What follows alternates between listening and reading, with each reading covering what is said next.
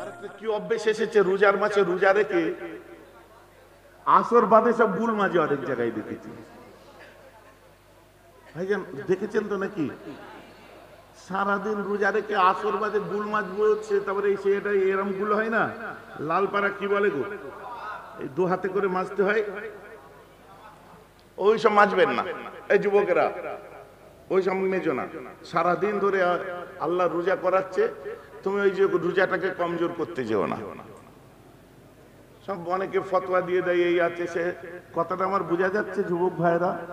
ওটা আছে আর মাত্র 1 ঘন্টা বাকি আছে, আর একটু নেশা চেপেলে তারপরে ইফতার খুলে যা ঢালিস ঢালিস। যা ঢালিস মানে আবার ভুলভাল ঢালতে যায়নি, বুঝতে পারছেন না? ওই হুজুর বোধহয় বললো যে নেশা করে ফেলবি না, নেশা নাউজুবিল্লাহ, ওটা কেউ বলে নাকি? এই মজলিসে গাঁজাখোর একটা দুটো থাকলে থাকতে পারে, রাগ করে লাভ আছে? গাঁজাখোর বোঝে শুকনো নেশা করে? শুকনো নেশা বোঝেন না? সিগারেটের মধ্যে থেকে মশলা বার করে দিয়ে অন্য মাল ঢুকিয়ে দিয়ে আগুনে ধরিয়ে টানে, টানার কিছুক্ষণ পরে বলে শাটার খালি উপরে উঠতেইছে উঠতেইছে উঠতেইছে, আর লাভে না কিছুতেই। কিরে তোকে রাত 11টার সময় আসতে বললাম, একটু টানে আমি জানি। ও হুজুর আমি এসেছিলাম, বলে কি এসে দেখি আপনার দরবারে শাটার খালি উপরে উঠতেইছে উঠতেইছে উঠছে, নাবে না কিছুতেই। আমি এরকম করতে করতে করতে করতে উল্টে পড়ে গেছি। দপড়া জিনিস খাস কেন? হেসে হেসে আমি পরে শোনাচ্ছে। আল্লাহ ভালো করুক সবাইকে। আমার দরবারে সবাই যায় জানেন তো, আর যারা নেশা ফেশা করে ফেলে আমি তাদেরকে আরো বেশি ভালোবাসি। ভাইজান মাতালকে বেশি ভালোবাসবেন, মদখোরকে ভালোবাসবেন, আপনি জুয়ারিকে, আপনি কি বলে গাঁজাখোরকে ভালোবাসবেন। এটা কি কথা হলো? আমি এটাই তো কথা হলো। সতী সতী ভাব খালি অভাব, সে একটা কথা আছে না, কিসের অভাব? বর্ধমানের পাশে একটা স্টেশন আছে, কি নাম? বর্ধমান পার হয়ে একটা স্টেশন আছে না, ভয়াকার ভাতার না, স্টেশনটার নাম ভাতার না, ভাতাড়, ডয় শূন্য রয়াকার, ভাতাড়। আমি খারাপ কথা বলি না, সতী সতী ভাব খালি ভাতাড়ের অভাব। স্টেশন স্টেশন ভাতাড় স্টেশনের নাম তো নাকি? আমি স্টেশন বলেছি, আপনারা ভুল বুঝলে আপনাদের মন নোংরা। নিজে সতী সতী ভাব দেখে লাভ নেই। ওই ছেলেটা যে আজকে ভুল পথে চলছে, ওটা আপনার চাচাতো ভাই হতে পারে, আপনার ভাইপো হতে পারে, আপনার আপনজন হতে পারে। ওকে ওকে যদি দূরে সরিয়ে দেন, ছেলেটা আর হয়তো ভালো পথে ফিরতে পারবে না। ওকে যতক্ষণ পারবেন বুকে করে জড়িয়ে কাছে করে রাখেন, আর ওর কানের কাছে যেয়ে বলুন, পাগল তুই নেশা করেছিস, আমি নেশাকে ঘৃণা করি, আমি তোকে ঘৃণা করি না। তুই পাপ করেছিস, আমি পাপটাকে ঘৃণা করি, পাপীকে ঘৃণা করি না। তুই মদ খেয়েছিস, আমি মদটা ঘৃণা করি, আমি মাতালটাকে ঘৃণা করি না। কারণ মদ আপনার কি বলে খারাপ খারাপ রয়ে যাবে, খারাপ মানুষ একদিন ভালো হয়ে যাবে। গাঁজা গাঁজা রয়ে যাবে, গাঁজাখোর একদিন ভালো ছেলে হয়ে যাবে। পাপ পাপ রয়ে যাবে, পাপী একদিন আল্লাহওয়ালা হয়ে যাবে। গুনাহ গুনাহ রয়ে যাবে, গুনাহগার একদিন আল্লাহর ওলি হয়ে যাবে। আর মদ খাবি যদি, মদ মদ রয়ে যাবে সারা জীবন হারাম। কিন্তু মাতাল একদিন বিশ্ববরণ্য আল্লাহর ওলি হযরতে বিশর হাফি হয়ে যাবে। খারাপ সারা জীবন খারাপ রয়ে যাবে, কিন্তু খারাপ কাজকারীটা একদিন ভালো ছেলে হয়ে যাবে। তুমি ওকে দূরে রেখো না, ওকে কাছে টেনে টেনে রাখো, ওকে আগলে আগলে রাখো, ও যেন ওই পথ না যেতে পারে। ও দেখবে সপ্তাহে ডেলি টানতো, এখন সপ্তাহে সুযোগ পেলে পুক করে একবার টেনে দেয়, তারপরে আবার তার সাথে সাথে থাকো, আবার তাকে টেনে টেনে রাখো। হে আজকে এই কর, কাল ওই কর, অমুক কর, তাকে ব্যস্ত রাখো নিজের পিছনে। আরে ও তো আমারই বাচ্চা, ও আমার ভাই, আমার ভাইপো, আমার কলিজার ছেলেও। আজকে খারাপ পথে তোমার ছেলে যদি একটুখানি পাটা স্লিপ করতো, তুমি বুঝাতে না? আজকে তোমার পাড়ার ছেলেটা তোমার আত্মীয় নয়, তোমার প্রিয়জন নয়, তুমি সতী সতী ভাব দেখিয়ে তাকে দূরে সরিয়ে দিচ্ছ। ওই জন্যই তো বলি সতী সতী ভাব খালি স্টেশনের অভাব।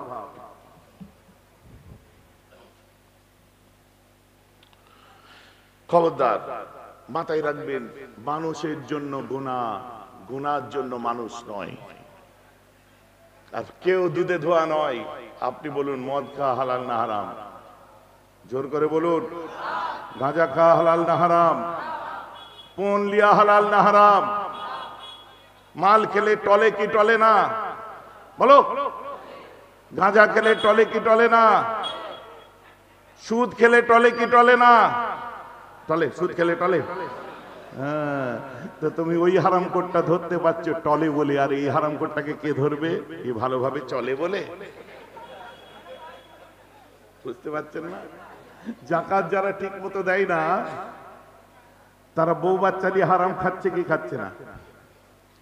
তো তুমি গাঁজাখোরটার দিকে আঙুল তুলে দিচ্ছ, আর তোমার পাশের বাড়িতে বা তুমি নিজে গরিবের হক মেরে দিয়ে নিজে বউ বাচ্চা মিলে নিজের যাকাত নিজে ঘরে বসে খাচ্ছ। হালাল না হারাম? তফাৎ কি? তুমি নামাজি হারাম করো, বেনামাজি হারাম করো। রাগ করলে হবে না, দাওয়াত করেছেন সহ্য করে নেন। যেগুলো বাস্তব সেটা। পণ লিয়া হালাল না হারাম? জোরে বলুন, যারা নিয়েছেন তারাও বলুন। হারাম।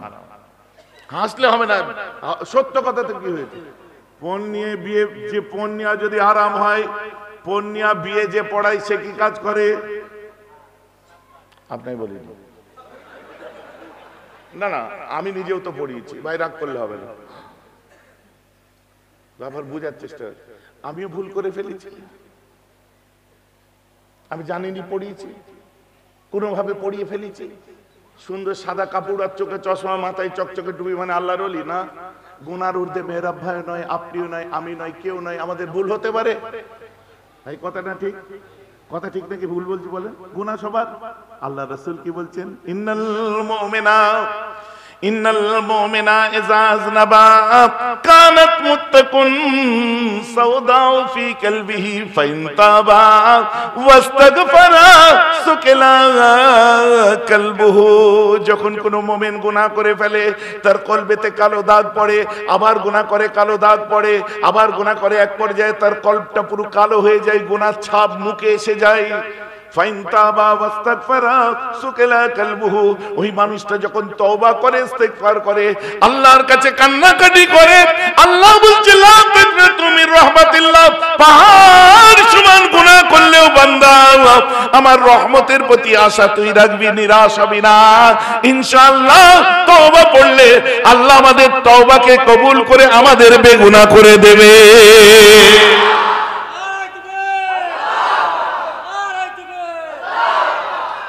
ভাই যে আমার কথা বোঝা যাচ্ছে কি যাচ্ছে না?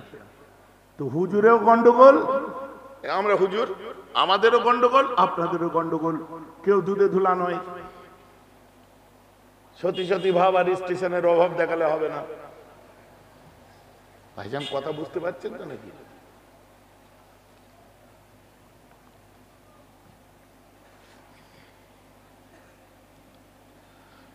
যেটা বলছিলাম, মুসলমান বলতে বলতে খালি দূরে চলে আসছি, দরকারি কথা আলোচনা হয়ে যাচ্ছে। ঘটনা বেশি বলা আমার অভ্যাস নেই, তাই ঘটনার ওয়াজ করা সহজ গো। এক ঘটনা ধরবো 2 ঘন্টা হয়ে যাবে, কিন্তু কন্টেন্ট নিয়ে আলোচনা করতে গেলে এই ব্রেনে কত চাপ পড়ে বুঝতে পারছেন না? এমনি মোটা হয়ে যাচ্ছে, এখন রোগা হয়েছে একটু আগের থেকে অনেকটা। আলহামদুলিল্লাহ, শরীর আরো কমবে, দোয়া করেন। এত বদদোয়া করছে সব, কিস্তিতে মোবাইল কিনে পাকা রাস্তায় পাচা ঠেকিয়ে ঠেকিয়ে কমেন্টে এত বদদোয়া করছে। আমি আমার খেয়ে মোটা হয়েছে, ওদের কাপড় ফাটছে। বুঝতে পারছেন কি মহা মুশকিল? বলছে হারাম খেয়ে খেয়ে গতরখানা করেছে, দেখেছো? বুঝতে আল্লাহ কে রে, একদম পুরো খেতে পাই না নাকি? আবার এগুলো মজা করে করে আমাকে, আমার এই সাথে যারা আছে তারা, আমি দেখ আল্লাহ শুকর আলহামদুলিল্লাহ ম্যাক্সিমাম কমেন্ট আমার পজিটিভ কমেন্ট আছে, হেটার্স কম আমার। কিন্তু এক একটা মানে খারাপ কমেন্ট আমার কমই আসে, কিন্তু এক একটা এরকম যখন কমেন্ট আছে, এই সাহেব, মুগুল ভাই, শাবদুল, এরা সব ভাইজান কি লিখেছে দেখেন, কি লিখেছে, লিখছে হদল কুতকুত, আমাকে লিখছে, বুঝলেন? বাহ, দারুণ লিখেছে, নো প্রবলেম। পাবলিক ফিল্ডে কাজ করছি, ভালো মন্দ মানুষ বলবে, এগুলোকে নিয়ে আমি মাইন্ডও করি না। যে করছে আল্লাহ তার বিচার করবে, ও আমার বলার দরকার নেই। কথা বুঝতে পারছেন না? আমার নিজের বিচার কি হবে ভয়েতে টিপ টিপ করে, বুঝতে পারছেন না? কাউকে দাবি রাখার আমার দরকার নেই। ও ভালো লেগেছে বলেছে, ভালোবাসে বলেই তো বলে। কে কার বিরুদ্ধে কমেন্ট করে?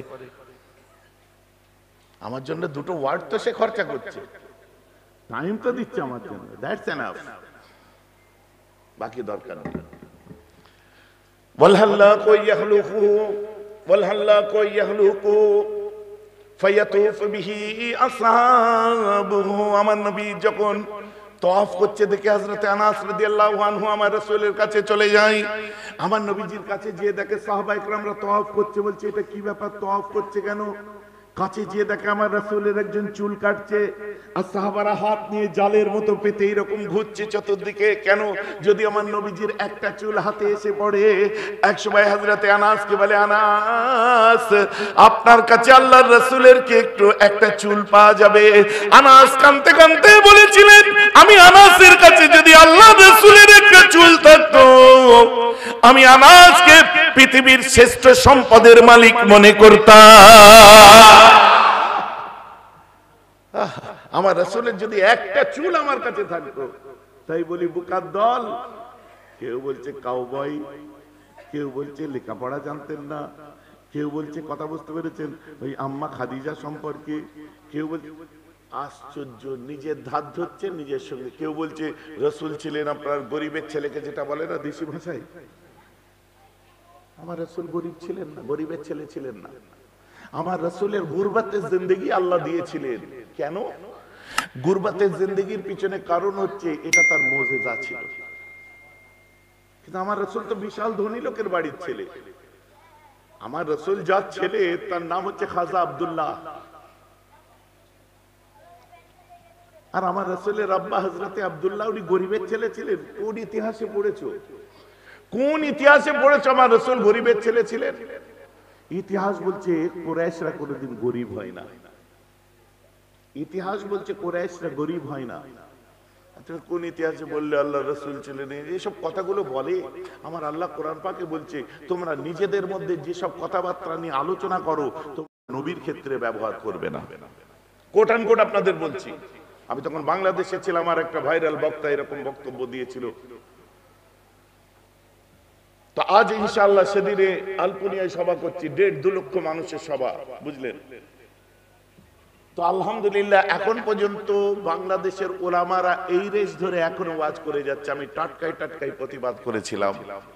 ঘাবড়েছিল অনেকে যে ভাইজান আপনার এখানে সব ভাইরাল বক্তাদের পিছনে পলিটিক্যাল সাপোর্ট থাকে, যদি আপনার কোনো অসুবিধা হয়। আমি দেখো আমরা ইন্ডিয়ান মুসলিম, রাসূলের খাতিরে কোনো কিছু আমরা পরোয়া করি না, জান চাহে থাকবে নাহলে যাবে, কিন্তু রাসূলুল্লাহর ইজ্জত যখন আসবে ও আমি বলছি শেষ নিঃশ্বাস পর্যন্ত প্রতিবাদ করব, কারণ নবীর মহব্বত হচ্ছে ঈমান। জোরে বলেন সুবহানাল্লাহ।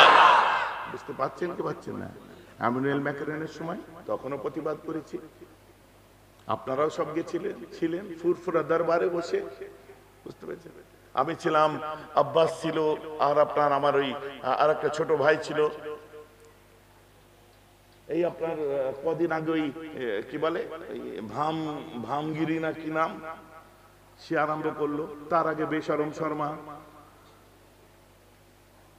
আর কি হ্যান্ডেল না জিন্ডেল কি নাম, ফেরিদানি আরম্ভ করলো কে, ওই যে আপনার কি নাম, তন্ময় ভট্টাচার্য, বুঝতে পেরেছেন? আধুনিক গবেষণা হচ্ছে হযরত মুহাম্মদ লিখতে পড়তে জানতেন না, উনি পড়াশোনা জানতেন না। হ্যাঁ পাগল। আমি বললাম আপনি কি কমিউনিস্ট? দেখেছেন তো ভিডিওটা, আর নতুন করে বলছি না। আপনি কি কমিউনিস্ট? আপনি কি Marxist? Socialism, communism and capitalism কি জিনিস, এটা যদি ব্যালেন্স করতে হয় তো হযরত মুহাম্মদ সাল্লাল্লাহু আলাইহি ওয়াসাল্লাম করে মানুষকে বুঝিয়ে দিয়েছিলেন মানুষের মধ্যে যে সম অধিকার কাকে বলে, গরিবদেরকে কিভাবে লক্ষ্য রাখতে হয়, ধনীদেরকে গরিবদের যাকাত কিভাবে দিতে হয়, যাকাত প্রথার মধ্যে দিয়ে। এই শিক্ষা আপনাদের কাছ থেকে আমরা নেব না। আপনি বরং জর্জ বার্নার্ড শার দিকে লক্ষ্য করুন, আপনার থেকে বড় মার্কসিস্ট ছিলেন তিনি।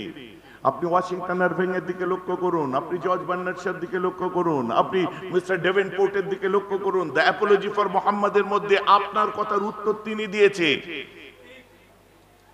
আপনি বলছেন এক হাতে তলোয়ার ছিল, এক হাতে কোরআন ছিল, হাদিস নিয়ে হযরত মুহাম্মদ মানুষকে জয় করতে চেয়েছিলেন। আসলে আসলে খ্যাপা লোক। তাদের দলের অনেকে আমাকে ফোন করেছিল, আমি এখানে কোনো সওয়াল চলবে না। যদি বলেন কেন, এটা নবী মুহাম্মদ সাল্লাল্লাহু আলাইহি ওয়াসাল্লামকে ভালোবাসনেওয়ালারা মেনে নেয়নি, এটা কোনোদিন নেবে না। কারণ টিএমসি পরে আগে সে নবীর উম্মত, সিপিএম পরে আগে নবীর, কথা বুঝতে পারছেন কি পারছেন না? সিপিএম পরে আগে সে নবীর উম্মত। তার রাসূল সম্পর্কে বললে তারা সহ্য করবে না, আপনাদের প্রতি মানুষের ঘৃণা এসে যাবে। তাহলে বলে আমি বলেছিলাম, দেখুন এক হাতে তলোয়ার আর এক হাতে হাদিস দিয়ে মানুষকে জয় করতে চেয়েছিলেন। একই কথা আপনার কথার জবাব দিয়েছিল মিস্টার ডেভেনপোর্ট, বইয়ের নাম দ্য অ্যাপোলজি ফর মুহাম্মদ, লেখকের বাড়ি আমেরিকায়। আমেরিকান একজন লেখক, তিনি লিখছেন কেন, we must recognise that the spread of Islam not won by victory of sword but spread by the magic of his personality and wonderful eloquence. বলছে ইসলামের নবীর বদনাম করে সত্যের অপলাপ করো না। কে বলেছে ইসলাম তলোয়ারি সন্ত্রাস দ্বারা পৃথিবীতে এসেছে? ইসলাম তো মুহাম্মাদের মুখের বাণীতে এসেছে। আর মুহাম্মাদের আদর্শ মানুষকে জয় নয়, বিশ্বকে জয় করে দিয়েছে। জোরে বলো।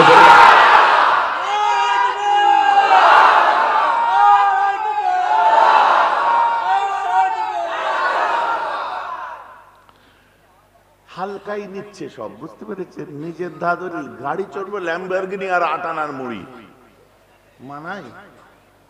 লাইফ স্টাইল উন্নত করো। অতটা সস্তা ভাবলে চলবে না। মহারিজাদা পুরুষোত্তম শ্রীরামের হনুমানকে শ্রদ্ধা করুন। যোগী আদিত্যনাথের খাতায় নাম লিখিয়ে তাদের বাঁদরদের লেজ ধরে টেনে কোনো লাভ নেই। বুঝতে পাচ্ছেন কি পাচ্ছেন না?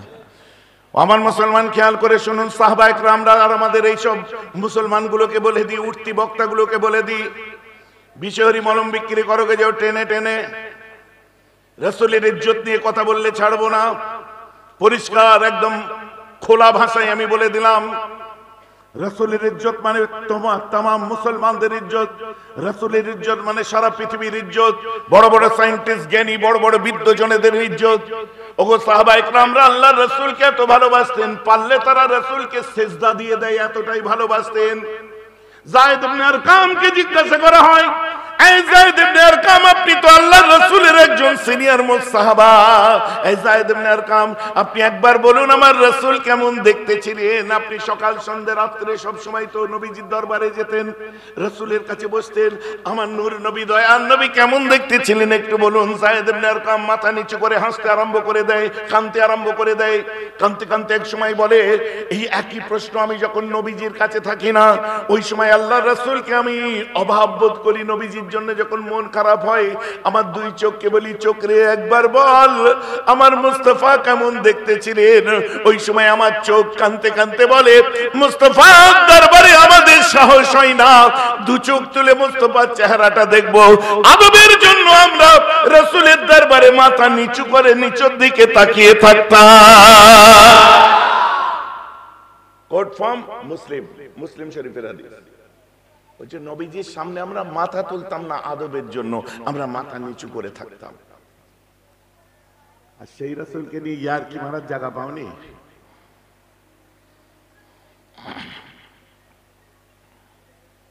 ভাইজান, নবীজির সাহাবারা এসব আবার কুটকুট করবে অনেকে শুনলে, যে কি বললেন, সাহাবারা কি সিজদা দিতে চাইতো নবীকে, এসব কি বলতে চাইতেন? হ্যাঁ সাহেব,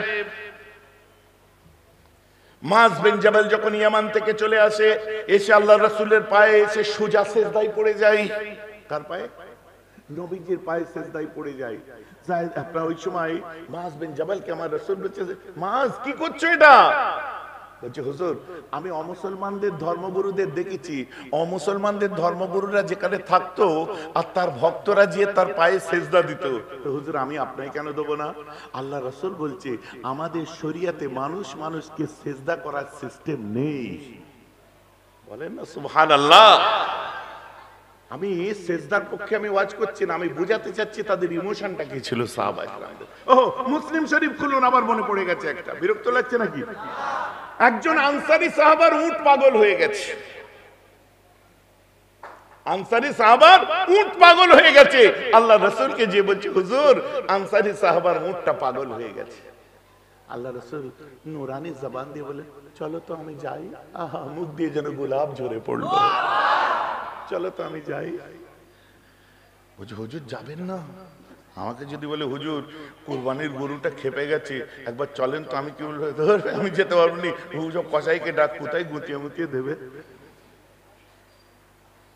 ওই হুজুর যে মনে করে আমি নবীর মতো হয়ে গেছি, আমার আর তার মধ্যে তফাৎ এতটুকু,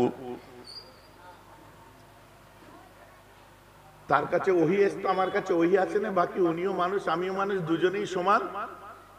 আমাদের সঙ্গে তফাৎ নবীর, নবীর কাছে ওহী আসতো, আমাদের কাছে ওহী আসে না, তার কাছে নবুয়াত এসেছে, আমার কাছে নবুয়াত এসে নেই। যে মৌলী সাহেবরা বলে একবার ষাঁড়ে খ্যাপা ষাঁড়ের সামনে দাঁড় করিয়ে দেখো তো, এমন জায়গায় শিং ঢুকিয়ে দেবে না, সারা জীবন ঠিক মতো বাথরুম যেতে পারবে না।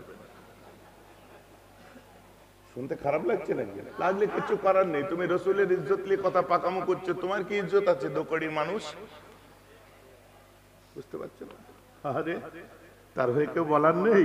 আরে পাগলগুলো আছে গো, জান থাকে কি যাই ভাববে না, রসুলের ইজ্জতে হাত দিতে আসবে, সঙ্গে সঙ্গে জমানায় বহু বড় বড় আচ্ছা আচ্ছা আলেমদের বান্ডিল করে ঘরে ঢুকিয়ে দিয়েছে, এই গত 2-4 মাসে খেয়াল করো।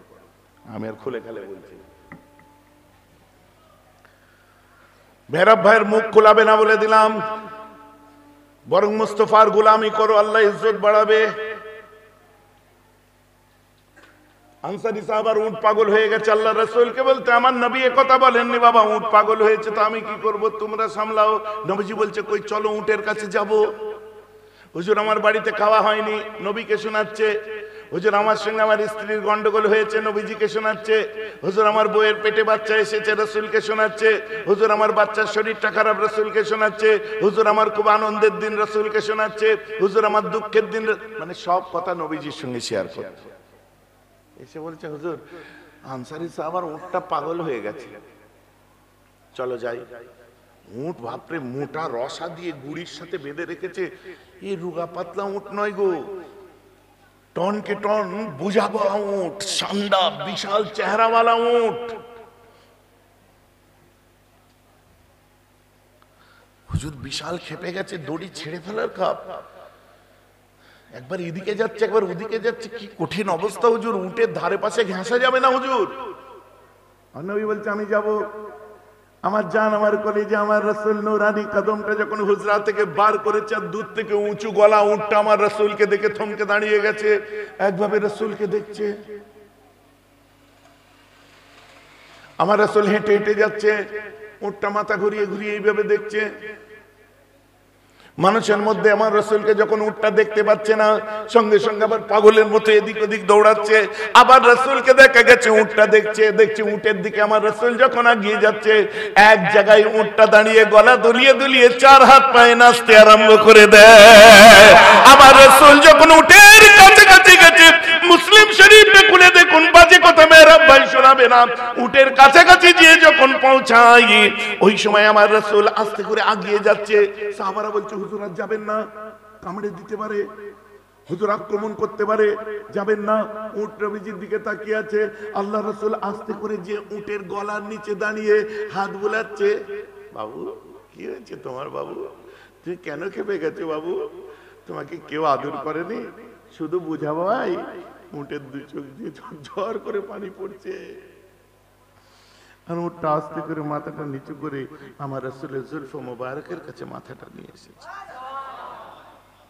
বাচ্চা ছেলে যেমন কাঁধে মাথা দিতে যায়, বাবু দেখি তোমার চেহারাটা কেমন, যে একটু আমার নবী পিছিয়ে গেছে।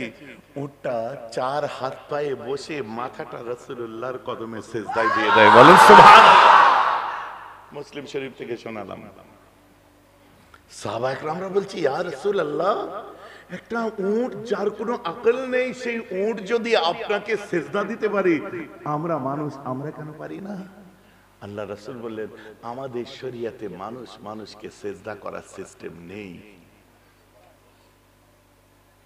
কথাটা আমার বুঝতে পারছেন? তাই বলি আলেম আমাদের মাওলানাদের তোমাদেরকে বলি, আমার নবীর আয়েবের কথা যারা বলতে জানবে, তার জানবে, বলতে চাইবে, জানবে, আমার রাসূলকে ছোট করে যারা কথা বলবে, এটা বুঝতে দেরি যেন তোমাদের না হয় যে আমার রাসূলের দুশমন, রাসূলের সাথী নয়।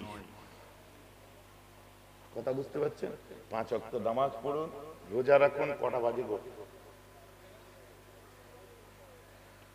আমার 1.5 ঘন্টা টাইম 2 ঘন্টা করে দিয়েছি, আর হবে না। আমার ভাই এসে গেছে, আমায় যেতে হবে। আফজাল সাহেব হুজুরের জলসা আজকে, আমার ইখলাস দাদু, আমার দাদু আপনাদের এখানকার কুটুম্ব দাদু আমায় জোর করে ধরেছে, বুঝলেন? আমি বলছি দাদু চলো, তোমায় ওয়াজ করতে হবে। ওনার এখানে কুটুম বাড়ি, বুঝতে পেরেছেন? সেই কিন্তু আমি এই জলসা আগে এসেছি, বুঝলেন? একবার শেষ রাতে এসেছি বোধহয়, ঠিক আছে? আর একবার খোলা জিপ নিয়ে এসেছি, আর একবার এই আসলাম। কথা বুঝতে পারছেন না? শেষ রাতে যেবারে এসেছিলাম, এটা গোল গোলই হয় প্রতি বছর, কিন্তু ওই দিন ছিল আপনার এই টাইপের কাপড়, এই টাইপের কালারের প্যান্ডেল হয়েছিল, কিন্তু গোল গোলই ছিল। এটা আমার মনে পড়েছে, বুঝলেন? চলেন এখন আমি বিদায় নিই। আমার পরে আমার 12টা পর্যন্ত এখানে থাকার কথা, কিন্তু মহব্বতের ব্যাপার, রাসূলুল্লাহর আলোচনা হচ্ছে। কোথা দিয়ে টাইম গেল বুঝতে পেরেছেন? হ্যাঁ না, আজকে আর হবে না। কেন বলছি?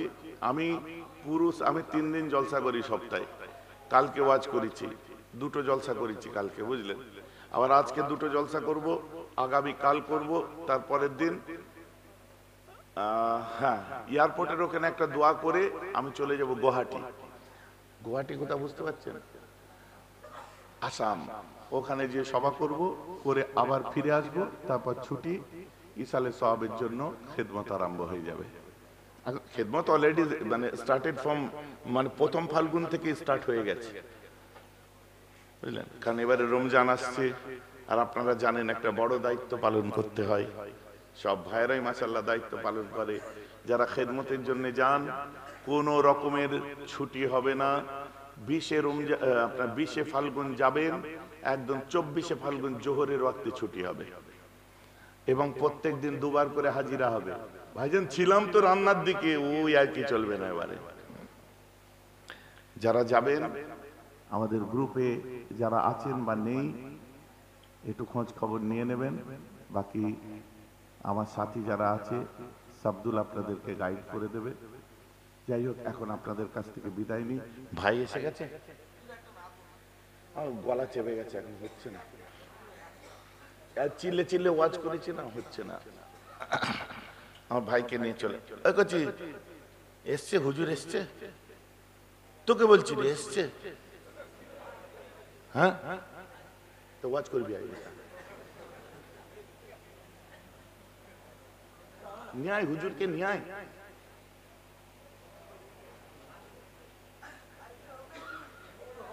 আমার 2 ঘন্টা হয়ে গেছে, আর আমাকে চাপ দেওয়া মানে আপনাদের ক্ষতি।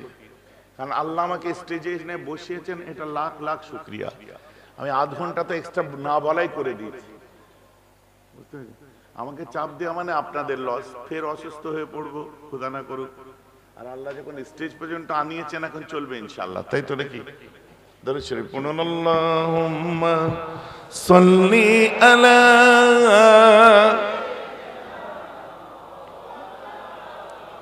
ওয়া আলা আলি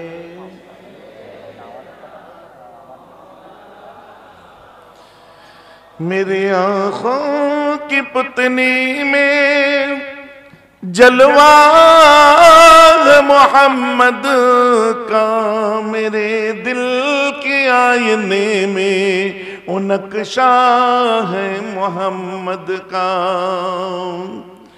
कोई जन्नत में जाएगा, कोई दोज़ख में पहुंचेगा, और मदीने की तरफ दौड़ेगा दीवाना मोहम्मद का। हुब्बे अहमद अज़ल ही से सीने में है, मैं यहाँ हूँ, मेरा दिल मदीने में है। अल्लाहुम्मा सल्ली अला वाला आली। तकबीर दिन, नारे तकबीर, मोहब्बत साथे नारे तकबीर, नारे रिसाला, नारे रिसाला सिलसिला हक मुजद्दिद ज़मान नारे तकबीर जनाब हजरत पीरज़ादा मौलाना अबू कुआफा सिद्दीकी साहिब जोर कर जनाब हजरत मौलाना पीरज़ादा अबू कुआफा सिद्दीकी साहिब नारे तकबीर माशाअल्लाह।